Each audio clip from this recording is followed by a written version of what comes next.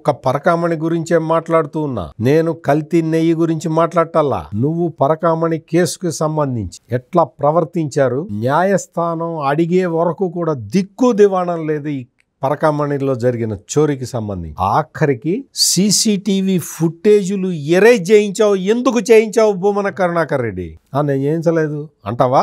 అదే చెప్పు. మరి ఎవరు చేయించారు? ఎవరు ఎరేజ్ చేయించారు?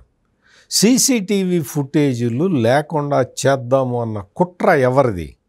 అంత అవసరం ఎవరికి ఉన్నది? ఇవన్నీ చాలా భూమన కరుణాకర్ రెడ్డి చాలా వ్యంగ్యంగా, వెటకారంగా వెంకటేశ్వర స్వామి భక్తుల మనోభావాలని గాయపరిచే విధంగా వెటకారంగా పోలీసు విచారణ అయిపోయిన తర్వాత వచ్చి క్వశ్చన్లు అడిగాడే, ఆ క్వశ్చన్లు లాంటివి కాదివి. ఇవి ధర్మబద్ధమైన క్వశ్చన్లు. ఈ ధర్మబద్ధమైన ప్రశ్నలకి నువ్వు సమాధానం చెప్పి తీరాలి. లేకపోతే ఈ పాపం చేసిన వాళ్ళకి నిష్కృతి ఉండదు.